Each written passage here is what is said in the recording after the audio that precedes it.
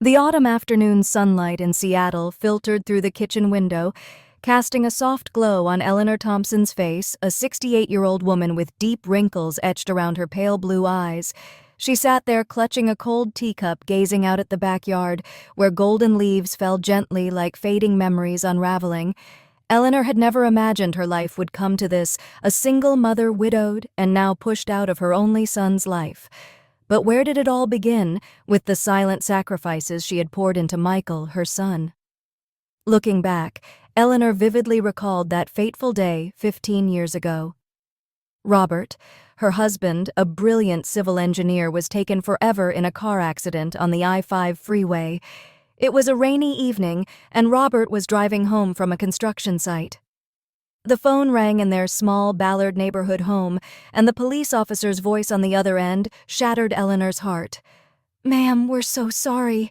Those words still haunted her. Robert was gone, leaving Eleanor with Michael, who was then just 18, preparing for college. She didn't cry in front of her son.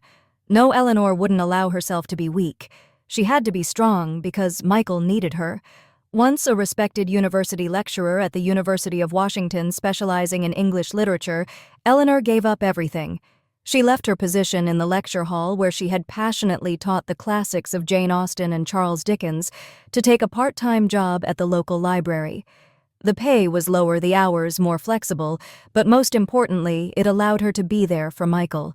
"He needs me," she told herself every morning as she prepared breakfast with toast and fried eggs, his favorite. Michael was a shy boy who often sat alone reading books back then, and Eleanor became his steadfast anchor. She devoted all her time to driving him to school, attending parent-teacher meetings, and even learning to fix his bicycle when he fell. But Eleanor's greatest sacrifice was the Grayson Family Trust. It was Robert's legacy and the savings she had scraped through years of tireless work.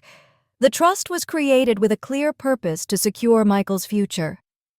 "This is for you, Michael," she had told him when he graduated from college, her eyes sparkling with pride. "Your father left it, and I'll protect it for you." Michael hugged her tightly, whispering, "You're my superhero, Mom." Those words now cut into her heart like a knife. The trust wasn't just money, it was a symbol of family love, of Eleanor's sleepless nights worrying about her son's future. Michael grew up in that embrace. He succeeded moving to San Francisco to pursue a career in tech entrepreneurship. It was his dream, and Eleanor supported him wholeheartedly. She sold part of her Seattle property to fund his startup, even sending monthly checks to help him rent his first office. Then, Michael met Sarah, a dynamic woman in marketing. They married quickly, and Eleanor flew to California for the wedding, holding a bouquet of roses she'd grown in her garden.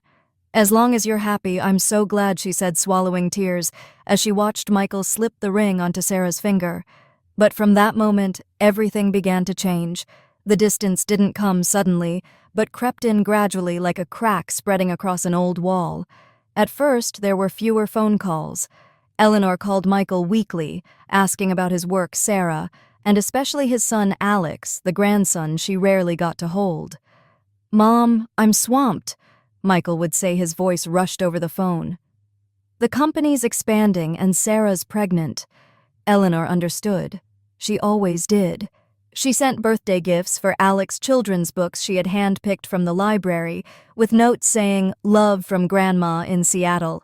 But the gifts often went unacknowledged, met only with a curt text, "Thanks, Mom." Then came the visits. Eleanor flew to San Francisco twice a year, bringing cherry pies, Michael's childhood favorite. She remembered afternoons when young Michael sat by the kitchen counter, hands sticky with dough, helping her mix batter. "You make the best pies in the world," he'd exclaim. When she visited, Sarah greeted her with a forced smile, and Michael was always tied up with meetings. "Stay at a hotel, Mom, our place is small," he said, avoiding her eyes. Eleanor swallowed her tears, booked a room at a cheap motel nearby, and spent her days wandering Golden Gate Park, thinking about what she'd lost. Emotions surged within Eleanor like a silent storm. She felt like a ghost in her son's life, present but unrecognized. On long Seattle nights, she sat alone at the dining table, staring at the empty chair where Robert once sat and the other where Michael used to be. What did I do wrong? She asked herself, tears streaming down her cheeks. Her sacrifices, her career-time love now seemed meaningless. Michael was no longer the boy who needed her. He had his own family, Sarah with her private plans, and the trust seemed merely a tool to sustain his lifestyle. But Eleanor wasn't one to give up easily. Beneath her gentle exterior was a resilient woman who had overcome her husband's death to raise her son. She began keeping a journal, its pages filled with raw emotion Michael didn't call back today. "I miss him so much." Those words were her release, but also a sign of change. She realized sacrifice wasn't endless endurance. It deserved gratitude, the true love of family. While cleaning the house one afternoon, Eleanor found an old letter from Michael written during his college years. "Dear Mom, thank you for everything. I'll never forget." Those words hurt more than ever. "Have you forgotten, Michael?" she whispered. That was when she resolved to act not for revenge, but to protect herself and her family's legacy. The Seattle sky that day was overcast, heavy clouds drifting slowly as if carrying Eleanor Thompson's burdens. She sat by the living room window, faint light falling on the open journal on the table where she had just written October 3rd. Michael didn't respond another day. The words were brief but heavy as stone pressing on her heart. Eleanor was used to her son's silence, but this time it wasn't just absence, it was a declaration. "Stop calling me Mom," Michael had said over the phone 3 days ago, his voice cold as a stranger's. "You're making everything suffocating." Those words echoed in her mind, sharp as a blade. Eleanor was no longer the woman who only swallowed tears as she had 15 years ago when her husband Robert passed away. But the pain from Michael, the son she had devoted her life to raising, was different. It didn't erupt like a storm, but smoldered like a slow-burning fire beneath ashes. She looked at the phone on the table, its screen dark without a missed call or text. She had tried calling Michael yesterday, leaving a gentle voicemail. "I just wanted to hear your voice. I saw a robin building a nest on the porch today. Remember how you used to name them?" No response, only the hollow beep of disconnection. She stood, strolling to the kitchen where the faint smell of cherry pie lingered from the previous week. Eleanor had baked it Michael's childhood favorite, hoping he'd visit as promised. "I'll come by this weekend, Mom," he'd said casually in a text a month ago. But the weekend came and went, leaving the pie cold on the table, its lattice crust now dry and untouched. Eleanor wrapped it up and placed it by the back door, thinking a neighbor might take it, or perhaps the wind would carry it away like her son's affection. Sitting in the old armchair, Eleanor opened the desk drawer and pulled out a small wooden box. Inside were Michael's keepsakes, a handwritten letter from his elementary school days, scrawled with "Mom's the best," a hospital bracelet from his birth, and a photo of Michael at 5 perched on her shoulders in Discovery Park, his smile radiant as sunlight. She stroked the photo, her fingers trembling. "Where did you go, Michael?" she whispered, expecting no answer. Michael's silence wasn't just unanswered calls. It was the gifts Eleanor sent to her grandson Alex's books puzzles, a hand-knitted hat that went unacknowledged. Michael's wife Sarah sent only brief texts, received thanks. Eleanor didn't ask for much, but each curt message felt like a small cut. She recalled the day Alex was born when she flew to San Francisco and stood by the hospital bed gazing at the tiny baby in Sarah's arms. She said he looks like Michael as a newborn, her voice choked with emotion. Sarah only nodded, her eyes distant. One afternoon, Eleanor received an email from Alex's preschool, an invitation to a fundraiser. It wasn't addressed to her directly. It was just a mass BCC. She clicked the link, stared at the RSVP button, her finger hesitating over the keyboard. What would I say, she wondered. "Hi, I'm Michael's mom, who used to be allowed to call him." She closed the laptop, not responding. The feeling of being sidelined in her own family's life was suffocating. Eleanor stepped onto the porch where the robin's nest still stood, now frayed by autumn winds. A small egg had fallen and shattered on the wooden floor. She stared at the broken blue shell, feeling her own heart cracking. She opened her journal and wrote, "The robin lost an egg." When did Michael lose me? The words trembled, but she didn't cry. Not because she wasn't hurting, but because her tears seemed to have run dry. Eleanor lay in bed that night, eyes wide open in the dark. She thought of the years when Michael was a boy chasing her in the garden, calling her supermom. She remembered late nights helping with homework and arguing to drop out for his startup dream. "I believe in you," she had said despite her worried heart. But now that trust was tested. Michael wasn't just distant, he was pushing her out of his world as if she were a burden. She got up and walked to the dining table where her phone lay. The screen was still blank. A sharp, clear thought struck her she couldn't wait for a call that would never come. She opened the freezer, placed the phone next to a bag of frozen peas, and shut the door.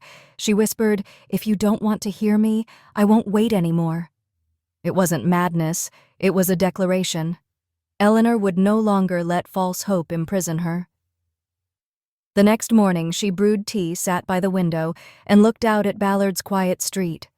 A bicycle passed, a child's laughter rang out, and Eleanor suddenly thought of Alex. She had never held him long, never heard him truly call her grandma, but she knew Alex was still part of her even if Michael rejected her.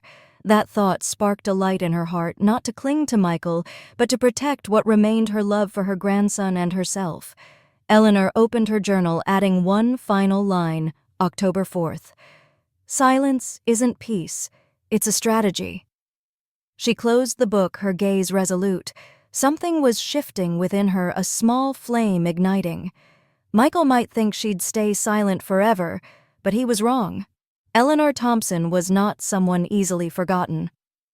A cold October breeze slipped through the window, gently rustling the old curtains in the Ballard Seattle home. Eleanor Thompson sat at the dining table, her eyes fixed on a bank statement that had just arrived. The thin sheet of paper covered in dense numbers was more than data. It was a warning, a more resounding crack in the already fractured relationship with her son Michael. Eleanor no longer waited for his calls, but never expected his silence to conceal a more bitter truth betrayal. It began on a Wednesday morning when Eleanor received an email notification from the bank. Subject: unusual activity in Grayson Family Trust account. She frowned, opened the email, and her heart sank as she saw unfamiliar transactions: a $9,400 withdrawal, a $24,000 transfer to a company called J. Avery Group, and a recurring $1,250 monthly payment to a Nevada-based Lux Data LLC. Eleanor had never heard of these names. She was the trust's grantor, its primary controller, yet none of these transactions had her approval. Her fingers trembled as she scrolled, feeling the ground beneath her crumble. Eleanor wasn't one to panic easily. She had faced her husband's death and raised Michael alone through tough years. But this time, the betrayal by her flesh and blood was suffocating. She printed the statements, spreading them across the dining table like a map to the truth. Each number and line was a stab, but Eleanor refused to drown in pain. She grabbed a red pen, circling suspicious transactions, noting investigate. Who's behind this suspicion crept in, but she needed proof. She opened her laptop and searched for Lux Data LLC. The website was shoddy, featuring a stock photo of a woman in a headset and several typos on the homepage. No specific information, no clear address, just a facade. Eleanor called the number on the J. Avery Group invoice. A woman answered, J. Avery Group, how can I help? Calm but firm. Eleanor said, I'm Eleanor Thompson, grantor of the Grayson Family Trust. I'm verifying a $24,000 payment from my trust. Silence followed. Then the woman's voice tensed.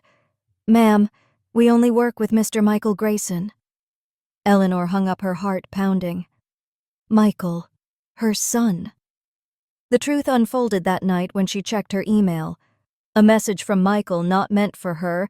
He had accidentally included her in the CC. It was addressed to Sarah, his wife, whose contents chill Eleanor's blood. If Mom asks about the trust, say she's confused. She's old. People forget things.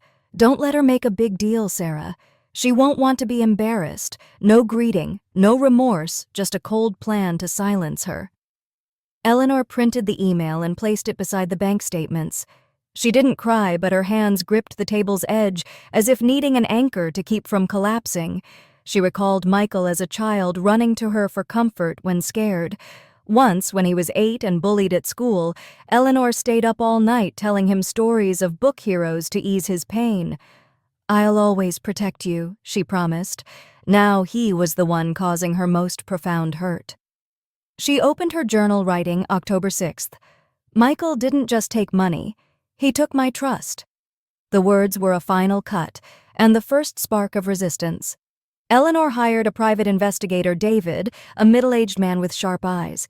He worked quickly, delivering a report in 2 days. Lux Data LLC was a shell company under Sarah's name, disguised as marketing consulting. J. Avery Group wasn't legally registered, just a Nevada bank account receiving trust funds. Worse, David found evidence that Michael had forged Eleanor's signature on multiple documents. The signatures were close, but the E curved slightly differently, and the L was too clean. "They practiced," David said grimly. "He knew your signature well." Alone in the living room under the dim glow of a lamp, Eleanor held a forged signature copy, staring at the handwriting Michael had mimicked. It wasn't just deceit and insult to the years she sacrificed, the nights she stayed up worrying about his future. She recalled a buried memory. Michael wrote her a thank you letter when he graduated college. "You're the best mom, I'll never let you down." He wrote, his handwriting slanted with fervor. Now that same hand was twisted to serve greed. She refused to break. Eleanor stood, opened the filing cabinet, and pulled out the trust's original documents. On the last page, a clause Robert wrote before his death. All changes must be approved in writing by the grantor notarized. She traced the words, feeling warmth from her husband's memory. Robert had protected her, even from beyond. "Thank you," she whispered, her eyes stinging but tearless. Eleanor sat, pen and paper in hand, listing every suspicious transaction, email, and piece of evidence. This was no longer the story of a wounded mother, it was the start of a fight. She wrote in her journal October 7th, "He thought I'd stay silent, but I'll make him hear me." Those words weren't just for Michael, they were her declaration. Eleanor Thompson was no longer the mother who only sacrificed. She was a woman ready to reclaim what was hers. Late afternoon light filtered through the curtains, illuminating the makeshift investigation hub Eleanor Thompson had created at her dining table. She sat there, eyes weary but sharp, surrounded by neatly organized papers, bank statements, David's investigator reports, and printed emails. Eleanor was no longer the mother who waited silently. She had resolved to gather evidence piece by piece to confront the harsh truth of her son's actions. Each document she touched wasn't just paper, they were fragments of a shattered trust. That morning, while folding clean laundry from the dryer, her phone buzzed lightly on the table. A missed call from Michael. She frowned, tempted to ignore it, but then a voicemail appeared. Voicemail 137 seconds. Eleanor hesitated, her finger hovering over the play button, expecting nothing more than background noise or a technical glitch. But when she pressed play, everything changed. At first, there was only rustling footsteps, a chair creaking, and faint podcast music in the background. Then Sarah's voice, clear and cold. "Is she still emailing you? Just one line saying she found something weird in the account? You didn't open it?" Eleanor froze, her heart pounding. Michael's voice responded, low and irritated. "She's spiraling." "Don't worry, I'll handle it. She won't make a big deal." Sarah smirked. "But what if she digs deeper?" "Michael, she still thinks she's in control." A pause, the clink of glasses. Then Michael said, "If she keeps pushing, we'll say she's confused. She's 72. People forget at that age. She won't want the embarrassment." Sarah asked, "You're sure she can't touch the trust?" Michael replied, "Positive. Even if she could, she wouldn't. Her generation prefers suffering over making a scene. She's—" Background noise. Those words hit Eleanor like a punch to the chest. She paused. The message took a deep breath and played it thrice. Not to confirm she had heard clearly, but to sear it into her memory. Background noise. She whispered, her voice trembling with anger and pain. Eleanor saved the file and named it Background Noise. Evidence. She didn't cry. Tears were now a waste. Instead, she grabbed a pen, noting every word, every pause. This wasn't just legal evidence, it was proof of the most profound betrayal by those she once called family. Eleanor dug deeper into the documents. She opened an old drawer holding trust contracts and papers. With a magnifying glass, she examined each forged signature David had pointed out. Not one, but many withdrawals for business expenses, transfers for trips Michael never mentioned. A $5,000 payment for personal consulting was revealed as a luxury golf course fee in California. Eleanor shook her head, recalling when she scrimped to send him money while living frugally on her library salary. "You used my money for golf," she asked aloud, her voice bitter. Eleanor called the bank again to bolster her evidence, speaking to a different employee. She demanded firmly that I need the full transaction history of the Grayson Trust. The employee hesitated. "Ma'am, we need authorization." Eleanor read the trust's clause aloud. "I'm the grantor, and all activities require my signature." After some back and forth, they sent more documents. Among them, she found a $15,000 transfer for real estate investment, a small San Francisco apartment Sarah boasted about on social media as our dream home. Eleanor scrolled through the photos on her phone, Michael, Sarah, and Alex beaming in front of the new house. Not a single thank you was sent her way. Emotions overwhelmed her, forcing Eleanor to pause. She stepped onto the balcony, breathing Seattle's chilly air. She recalled a memory from Michael's youth at 12. A neighborhood kid mocked her for being too old to play volleyball with them. Michael had jumped in, defending her. "Don't talk about my mom like that. She's stronger than all of you." He hugged her, whispering, "You're my hero, Mom." Now he had reduced her to background noise. The contrast made Eleanor grip the railing nails, digging into the wood. "Have you changed, or were you never that boy?" she asked, her voice choked. Refusing to let pain paralyze her, Eleanor returned inside, organizing everything into a professional file. She used colored paper to categorize red for forged transactions, blue for emails and recordings, and yellow for personal expenses. She photographed each page, saving them to a secure drive. "This is for the court," she whispered, as if speaking to Robert. She imagined he'd be proud of her resilience. For more evidence, she contacted an independent handwriting expert, sending copies for analysis. The report came back swiftly. Signatures mismatch by 85%. This is deliberate forgery. Late at night, as the city slept, Eleanor sat alone with a hot tea. She opened her journal, writing October 9th. "They called me noise, but that noise will echo in court." The words were steady, resolute. Eleanor knew gathering evidence wasn't just about proving betrayal, but about reclaiming control of her life. Michael and Sarah might think she is weak, but they have made a grave mistake. The next morning, Eleanor called her lawyer, Melissa, her voice calm but firm. "I have enough evidence. Let's begin."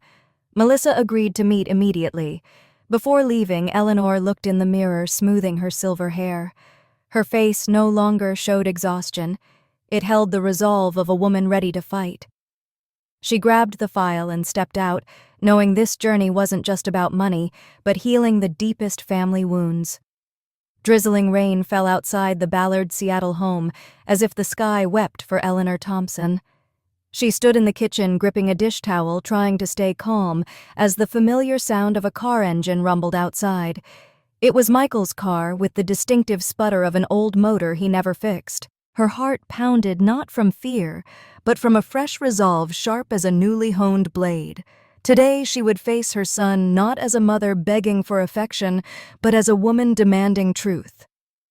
The doorbell rang twice, deliberate, unlike the casual knocks Michael used to give before walking in like he owned the place. Eleanor took a deep breath, smoothed her sweater, and opened the door. Michael stood there tall in a gray coat, but his eyes lacked their usual confidence. They were weary, hinting at unease. "We need to talk, Mom," he said, his voice low, almost commanding. Eleanor replied coolly, "You should have called first." Michael shrugged. "You wouldn't have answered." She didn't argue, stepping aside to let him in. The living room was quiet, with only the soft patter of rain on the roof. Michael didn't look around, missing Eleanor's subtle changes. The family photo once on the wall was gone, the dining table cleared of traces of the pies he loved. He sat on the sofa, hands clasped tightly as if bracing for an argument. "What did you do to the trust?" he asked bluntly, his tone accusatory. "I froze it," Eleanor replied, standing tall, eyes locked on him. "It's not yours. It's mine." Michael frowned, shaking his head. "You're making this complicated, Mom. I was managing assets. The market's volatile, you wouldn't understand." Eleanor walked to the table, opened a drawer, and pulled out a file. She placed it before him, copies of forged signatures, bank statements, and Sarah's printed email. "Managing," she asked, her voice icy, "or forging my signature, funneling money to shell companies and using the trust for houses and vacations while I live on a librarian's salary?" Michael paled, but persisted.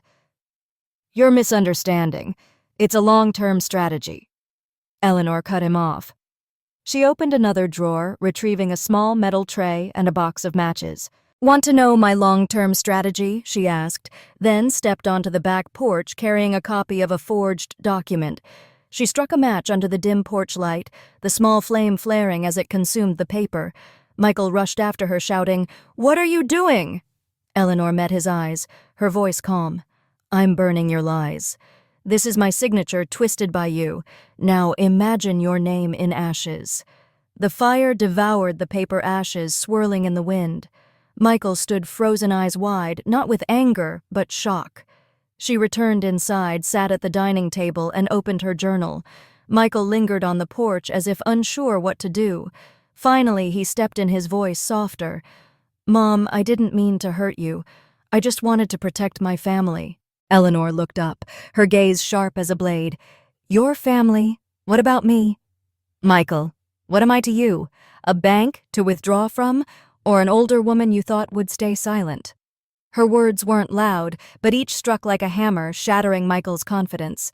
He opened his mouth but fell silent, rubbing his forehead, looking like a man who realized he'd gone too far. Eleanor recalled a memory she hadn't shared before. When Michael was 16, he was caught stealing a bike at school. She went to the police station, not scolding, just looking at him and saying, "You were wrong, but I'll help you fix it. Please don't make me lose faith in you." Michael had cried, promising never to repeat it. Seeing the man before her, Eleanor wondered if that boy was still inside him. "What did you promise me, Michael?" she asked, her voice catching. He didn't answer. Head bowed, hands clenched.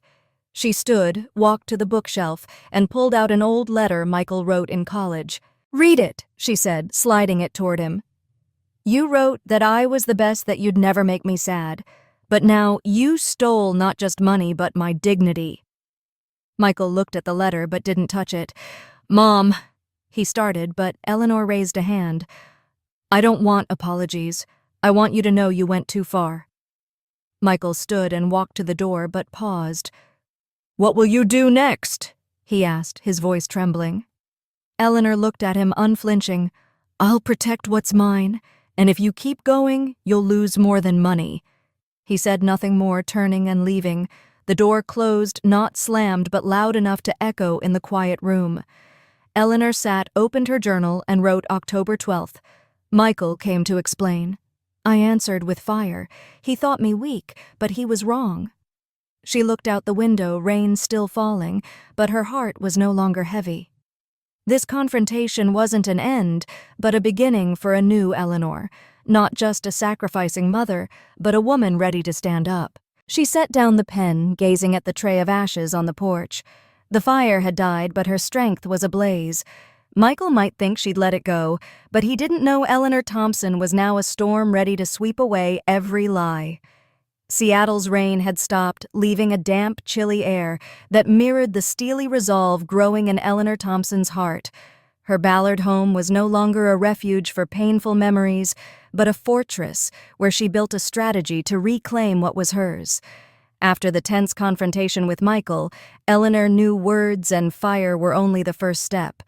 To protect her family's legacy and dignity, she needed legal action, a step she never imagined taking against her son. On the morning of October 13th, Eleanor sat at the dining table facing a thick file of evidence, forged signature copies, bank statements, Sarah's email, and the voicemail recording. Each paper was a scar, but also a weapon. She called Melissa Carter, a sharp young lawyer recommended by an old library friend. "I need you to help me regain control of the trust," Eleanor said over the phone, her voice calm but unwavering. Melissa replied promptly, "Send me everything you have. We start today." At noon, Eleanor arrived at the lawyer's office carrying the meticulously organized file. Melissa's office on a quiet Seattle street had large glass windows overlooking the bustling city. Dressed in a sharp black suit, Melissa greeted her with a firm handshake. She said, "You did well keeping all this," flipping through the documents, her eyes scanning like a hawk. When she listened to the voicemail, she frowned, jotting notes rapidly. "This isn't just signature forgery, Mrs. Eleanor. This is organized fraud. We can request a court order to freeze the trust immediately." Eleanor nodded, feeling relief mixed with tension. She had never set foot in a courtroom except as a witness in Robert's accident years ago. But now she had no choice. Melissa outlined the process file, an emergency motion to restrict Michael's access to the trust request, a full audit of transactions, and prepare for a hearing. "They'll fight back," Melissa warned, her eyes serious. "Michael and his wife won't let this go quietly." Eleanor gave a faint smile. "I know. But I'm not stopping either." The next day, Eleanor and Melissa went to the King County Courthouse, an old building smelling of ink and polished wood. The air was heavy, as if every sad story in the city converged there. They filed an emergency motion, a 12-page stack filled with legal terms Eleanor was unfamiliar with: breach of fiduciary duty, unauthorized disbursement, revocation of discretionary access. But to her, it all boiled down to one truth: Michael had betrayed her trust, and she wouldn't let him continue. The court clerk, a middle-aged woman with square glasses, looked at Eleanor impassively. "You're the petitioner?" she asked. "Yes, Eleanor Thompson," she replied clearly, "and the respondent is Michael Thompson, my son." The clerk didn't blink, stamping the motion with a thud that felt like confirmation. "You're on record," she said. Eleanor felt a jolt, not joy, but liberation. For the first time, she felt visible. Back home, Eleanor opened the small safe in her bedroom where she kept the trust's original documents. She reread the clause Robert insisted on before his death. All changes must be approved in writing by the grantor, notarized. She traced the words as if touching her husband's hand. "You knew, didn't you?" she whispered, feeling Robert still protected her from afar. She tucked the documents into a new envelope labeled Court Evidence. That night, Eleanor received an email from Michael. Subject: "Mom, can we talk?" The message was brief. "Mom, I know you're upset, but I just wanted what's best for the family. Call me no." Mention of the trust, the forgery's just empty words. Eleanor didn't reply. She printed the email, clipped it to her file, and wrote in her journal, October 15th. "He tried to soften me, but I'm no longer pliable." The words were steady, unwavering, a declaration of a woman who had found her strength. Eleanor returned to the bank the next day, meeting a new manager, Linda, a sharp-eyed woman in her 40s. Linda had reviewed Melissa's preliminary court order. "We'll restrict access to all parties except you," Linda confirmed. "Any attempt to bypass this will be flagged and reported." Eleanor nodded, adding, "Make sure the flags are red." Linda smiled faintly, recognizing her resolve. On her way home, Eleanor stopped by a small park where she used to take Michael as a child. She remembered him running through the grass, laughing as she pushed the swing. "Higher, Mom," he'd shout, fearless. Now he was the one making her out of his life. Eleanor didn't cry, but felt a deep sadness, not for losing Michael, but for losing the boy she loved. She opened her journal, writing October 16th. "I'm not fighting for you anymore, Michael. I'm fighting for me." She drove home, windows down, letting the cold wind clear the heaviness. Looking in the mirror, Eleanor saw a woman who no longer bowed her head. This legal action wasn't just about protecting the trust. It was her declaration of existence that lies couldn't erase her sacrifices. Michael might think she'd back down, but he was wrong. Eleanor Thompson was now a fire that couldn't be extinguished. Early morning light pierced through the vibrant red maple trees outside the window, casting a warm glow over the Ballard Seattle home, yet it couldn't thaw the chill in Eleanor Thompson's heart. After confronting Michael and taking decisive legal steps, she realized protecting the trust wasn't just about preserving financial assets, it was about reshaping the family's emotional legacy. Michael had betrayed her, but Alex, her 16-year-old grandson with a smile like Michael's from years ago, remained. Eleanor decided the trust's future, and her love would go to Alex, not to compensate but to forge a new bond untainted by deceit. Eleanor sat at the dining table facing the old will drafted when Robert was alive. The carefully typed lines, now slightly yellowed, reminded her of past promises. She had once intended to leave everything to Michael, trusting he'd honor what she and Robert had built. But now, seeing the forged signatures and shady transactions, she knew change was necessary. She called Melissa her lawyer, her voice calm but resolute. "I want to amend the will. The entire trust goes to my grandson Alex with clear conditions." Melissa asked, "What conditions, Mrs. Eleanor?" She replied, dispersed, "Only when Alex is 21 for education or career startup. Michael and Sarah get nothing." Eleanor visited the lawyer's office the next day, carrying an envelope with a handwritten draft. She had spent the night writing each word a balance of love and duty. "Alex is the future," she wrote, "but I don't want him growing up feeling entitled. He needs to know this legacy is a reward for honesty." Melissa nodded, adding legal terms to ensure the will was unchallengeable. She said, "You're doing the right thing," her eyes showing respect. Eleanor gave a faint smile. "I don't want right. I want fairness." Back home, Eleanor invited Alex for dinner. He arrived with a paper bag containing bread and a cheap jar of tomato sauce. "I picked this because I thought you'd like saving money." Alex grinned, his eyes twinkling with mischief. Eleanor laughed, feeling lighter than she had in weeks. They cooked together in the kitchen, Alex clumsily burning the garlic, Eleanor playfully swatting his shoulder. She said, "You're just like your dad," her voice free of pain, only warmth. They ate at the counter, not the dining table, now tied to legal documents and painful memories. During dinner, Eleanor quietly observed Alex. Taller since she last saw him, hair tousled, his eyes still held the sincerity Michael had lost. She recalled a moment when Alex was 5 running to hug her in a park to find a wildflower. For Grandma, he'd cheered, pressing it into her hand. Now grown, his kindness remained. Eleanor pulled a small, dark blue leather notebook from her bag. "This is for you," she said, sliding it to Alex. "Not homework, not a legacy, just a place to write what matters." Alex opened the notebook, flipping through blank pages, brow furrowed. "What's it for?" he asked.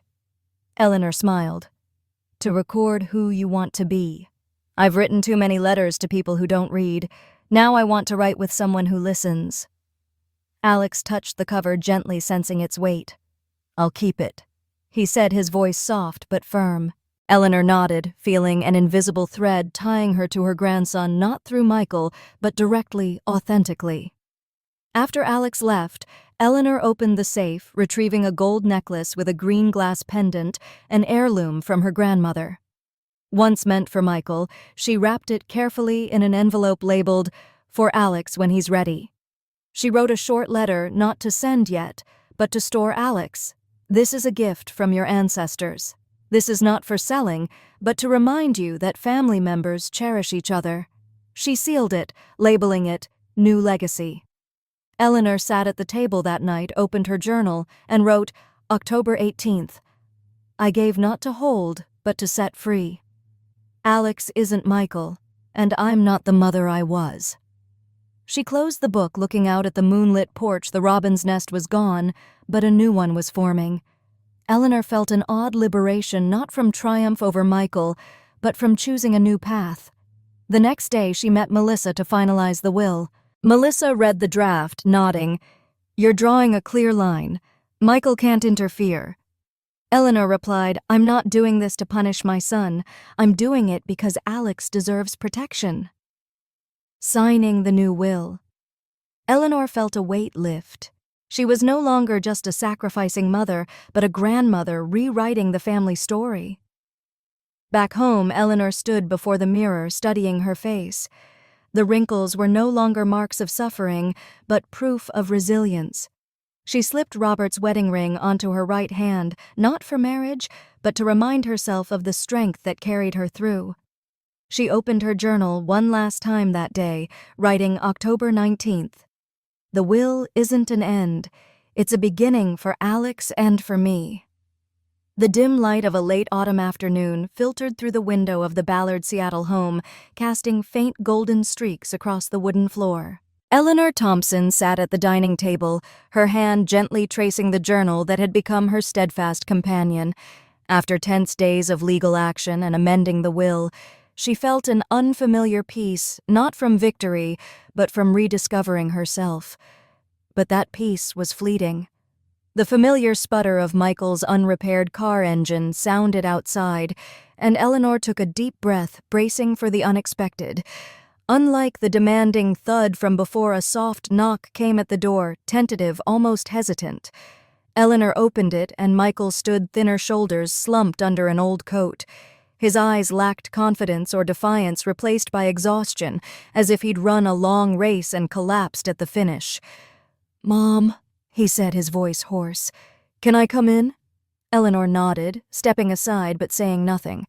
She didn't want to ease the tension or pave the way for excuses. Michael entered the living room, standing in the middle, his gaze drifting over the shelves, now holding only a few photos, no longer the family of 3 from years past. He didn't sit. He just stood, hands deep in his pockets like a boy caught doing wrong. "I read your article," he said, his voice soft but clear. Eleanor raised an eyebrow. Under the pen name, A Mother Not Silent. Her piece had been published in the Seattle Times, a short story about mothers forgotten. "It wasn't for you," she replied, her voice cool but not harsh. Michael nodded. "I know. That's why it hurt." She looked at him, searching for traces of the boy who once chased her in the park, but saw only a stranger buried under wrong choices. "Hurt?" Eleanor asked, her voice rising slightly. "Tell me, Michael, what hurt you?" He took a deep breath, as if gathering all his courage. "I was wrong," he said, eyes on the floor. "I took money from the trust, forged your signature, and said things about you that weren't true. I thought I was protecting my family, but I was saving face. I was wrong." His confession didn't surprise Eleanor, but it still stung her heart. Not from joy or forgiveness, but from realizing he'd gone too far to return. She walked to the table, sat, and placed her hand on the journal to steady herself. "You said I was confused, Michael," she said evenly. "You and Sarah called me background noise. You thought I'd never know." Michael paled, stepping back. I didn't think you'd hear it. I was wrong, Mom. I was under pressure work, Sarah, everything. I thought if I kept things moving, no one would get hurt. No one." Eleanor interrupted, her gaze sharp. "Or no one would notice." Michael fell silent, hands clenching tighter in his pockets. He sat, head bowed. "I was angry," he admitted. "I thought you held the trust too tightly, that I deserved more. But now I know I never even said thank you." Eleanor didn't respond immediately. She recalled a moment long ago when Michael at 20 came home from college and gave her a clumsily knitted scarf. "You deserve everything good," he'd said then. Now he sat here admitting he'd betrayed that promise. "Why are you here today?" Eleanor asked, her voice soft but pointed. Michael looked up, eyes confused. "Alex," he said. "He showed me your new journal. He said I needed to know who you are now, not who I remember." Eleanor was startled, unaware Alex had shared the notebook she gave him, but she wasn't angry. Instead, she felt a spark of warmth. Young as he was, Alex understood what Michael took years to see. "I'm not here to fix anything," Michael said, his voice trembling. "I just wanted you to know I'm sorry. Sarah, she's gone. She took money from the company and moved to Portland with her sister. She said she needed distance even from you." Eleanor nodded, unsurprised. Sarah had always been behind the schemes, and now she fled when it all collapsed. "Will you go after her?" she asked. Michael shook his head. "No, I'm done." The living room fell silent, with only the clock ticking on the wall. Eleanor stood, walked to the window, and looked at the quiet street. "You can call again," she said without turning. "But only if you want to listen, not just be heard." Michael nodded, stood, and walked to the door. Before leaving, he turned his eyes more sincere than ever. "I'll try, Mom," he said, then left no hug, no handshake, and somehow that made his confession more honest. She sat at the table, opened her journal, and wrote October 22nd. Michael came back not to ask, but to confess. I didn't forgive, but I saw him. His eyes are his father's, but I hope his soul finds its way. She closed the book, looking out as dusk faded. Michael might be starting anew, but Eleanor no longer waited for him. She had found her own path not as a wounded mother, but as a woman unafraid. Seattle's sky was clear this morning, early winter sunlight streaming through the window, illuminating the small desk in Eleanor Thompson's living room. She sat there holding a black ballpoint pen before her, a new journal, its blue leather cover embossed with "Start Where You Are." After turbulent days from Michael's betrayal, the legal battle to his belated confession, Eleanor realized that reclaiming justice wasn't just about protecting the trust, but rediscovering her own voice. Today she wrote not to record pain, but to share, connect, and live. It began with a fleeting thought jotted in her new journal: I don't want to be just a forgotten mother. That thought grew into a short article not for Michael or Sarah, but for others' parents quietly enduring estrangement from their children. She typed it on her old computer, words flowing like long pent-up water. You don't owe your children eternal silence, she wrote. If they leave, let them say why, clearly. Don't blame yourself for the voids they leave. Titled A Mother Not Silent, signed E. Thompson. It was sent to a small local paper, the Ballard Chronicle, read over morning coffee. Eleanor expected little. She thought the article might be rejected or buried among ads and community notices. But 2 weeks later, an email from the editor arrived. Your piece will run this week, page 7. Thank you for sharing. Holding the paper, Eleanor flipped to page 7, seeing her name in black and white, unadorned, unpretentious, just a true story. Reading it, she felt like seeing herself in a mirror, not a suffering mother, but a woman who dared to speak. Responses came faster than she expected. One morning, checking the mailbox outside, Eleanor found a handwritten letter with no return address. Inside, shaky handwriting read, Thank you, E. Thompson. I thought I was the only one feeling abandoned by my daughter 6 years without a word. Your words were air to breathe. Signed, Margaret 71. Eleanor reread it, tears falling silently. The letter wasn't just thanks proof she wasn't alone. Over the next week, 4 more letters arrived, then 13 by month's end. One came from a Tacoma father, estranged after a money dispute. An Everett mother wrote of being uninvited to her daughter's wedding. A special letter came from a young son calling himself the one who left his mom. He wrote, I haven't called my mother in 3 years. Your article made me want to fix it. Eleanor stored the letters in a small wooden box labeled Not Forgotten. It held not just paper, but lives, wounds, and hope. She joined a support group at the Ballard Library where she once worked called Silent Voices for Parents Estranged from Their Children. At the first meeting, Eleanor sat in a small circle listening to an older woman share how her son didn't invite her to his graduation. Eleanor shared her story not with bitterness but clarity. I learned to stop waiting. I write to remember I still exist. The group nodded, some wiping tears. An older man squeezed her hand, saying, Thank you for speaking for us. Writing became Eleanor's healing. She started a regular column in the Ballard Chronicle, each piece a fragment of her experiences and the letters she received. She wrote of lonely mornings with empty mailboxes, forgotten birthdays, and the strength of rediscovery. Forgiveness isn't a duty, she wrote in one. It's something you give yourself when ready. Each article was a step out of darkness, affirming that Eleanor wasn't just Michael's mother, but a woman with a story worth hearing. One afternoon, Alex visited, bringing waffles and a shy smile. He found the not-forgotten letterbox on the shelf, reading a few. You've done something big, he said, eyes bright. You make people feel seen. Eleanor smiled, touching his shoulder. I just said what I held too long. Alex nodded, asking, You'll keep writing, right? Eleanor replied. Yes, even if only one person reads, especially if it's me. Eleanor sat at the table that night, opened her laptop, and created a folder. My Stories. She began a new piece, not about Michael or Sarah, but herself. Days she feared thought she was just a family shadow. I didn't vanish. She typed, fingers swift. I just stopped calling, and in that silence, I found my voice. She saved it, naming it, I'm Still Here. She opened her journal, writing October 28th. I sent silence back to the world, this time with a stamp. I didn't vanish. I just waited long enough to speak. She closed the book, looking at the moonlit porch. The robin's nest was rebuilt stronger. Eleanor smiled, her heart lighter than ever. Writing wasn't just healing, it was her declaration of living strong and valuable.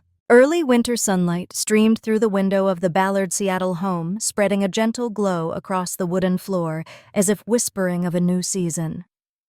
Eleanor Thompson sat at the dining table holding a hot coffee, not tea, a small but meaningful shift. After months of turmoil, from Michael's betrayal, the legal fight, to rediscovering her voice through writing, Eleanor was no longer just a sacrificing mother. She was a woman who had found freedom, not through forgiveness, but by embracing herself. Today, she began a new chapter, one of complete self-liberation. Eleanor stood walking to the bookshelf where two journals rested side by side, one holding the pain of forgotten days, the other proof of her rebirth. She touched the new journal's cover, feeling like she was touching a stronger version of herself. Gone were trembling words or self-blaming questions. Instead, she wrote November 3rd. I no longer wait. I live. The words were simple, but held a strength she hadn't recognized before. She decided to return to part-time teaching at the University of Washington, where she had once stepped away from Michael. Contacting her old department chair, she proposed a short literature course on family stories and novels. I want to tell tales of loss and rediscovery, she said over the phone, her voice steady. The chair agreed, instantly impressed by her renewed passion. Eleanor prepared her first lecture, choosing the theme of Louisa May Alcott's Little Women. Jo March never apologized for being herself. She told her students in the first class that her eyes were alight. Neither should we. One afternoon, Eleanor received a text from Alex's grandma. I got into the University of Oregon, full scholarship. Attached was a screenshot of the acceptance email. Eleanor smiled, replying instantly, You're my pride. She invited Alex to Seattle, not for a kitchen dinner as before, but for a short trip to New York, a dream she'd shelved for family. They explored Central Park, the Met, and ate sandwiches at a small diner. Alex shared his plans to study environmental science, while Eleanor talked about her latest article. You're like a real writer, Alex teased. Eleanor laughed. I'm just someone telling true stories. The trip wasn't just a memory with Alex. Eleanor declared that her life wasn't confined to being a mother or grandmother. In New York, she stood before a small bookstore seeing the magazine with her article. I Didn't Vanish was on page 32, her name Eleanor Thompson printed clearly, no longer hidden by a pseudonym. She bought a copy not to boast, but as a milestone. This is me, she whispered, touching the page. Back in Seattle, Eleanor kept writing. She finished a short collection, Unsent Letters, based on stories from the Silent Voices support group, and her journey. The book was brief, but every page rang true. She wrote in the preface that we don't need to be loud to be heard. Sometimes silence is broken with well-timed words. She sent the manuscript to a local publisher, expecting little, but a month later they accepted it. Your book is a gift, the editor wrote. Eleanor smiled, thinking the gift was first for herself. Eleanor sat alone in the living room one evening, opening the safe one last time. Inside was the envelope for Alex, holding the heirloom necklace and her letter to him. She pulled out another letter written years ago for Michael, full of apologies and hopes she never sent. She read it, then tore it into tiny pieces, letting them fall like snow to the floor. She lit a candle, watching its flame dance, and felt relief. I don't need those words anymore, she whispered. In her journal, she wrote November 10th, I erased my last apology. Freedom isn't forgiveness, it's letting go. Eleanor looked out the window where the robin's nest on the porch was now complete with chirping fledglings. She thought of Michael, his confession, and realized she no longer resented him, not because she forgave, but because she no longer let him define her. She was Eleanor Thompson, writer, teacher, grandmother, and above all, herself. She opened her laptop and started a new piece, not about pain or betrayal, but about the joy of small moments, Alex's laughter, morning coffee, and sunlight on the porch. Standing before the mirror, Eleanor studied her face. The wrinkles were a map of a long journey, not just of suffering, but of triumph. "I've sacrificed enough," she said to her reflection. "I've been betrayed sufficiently, and now I'm free." She slipped Robert's wedding ring onto her right hand, not for the past, but to remind her of the strength that carried her through. Eleanor opened her journal, writing one final line, November 12th. "Family isn't a shackle, but it's where I learned to love and let go. I am Eleanor, and I've found myself." She closed the book, placing it beside her forthcoming book on the shelf. Outside, Seattle remained calm, but in Eleanor's heart a new fire burned, the fire of self-liberation, needing no one's response or validation. She had lived, spoken, and stayed as herself.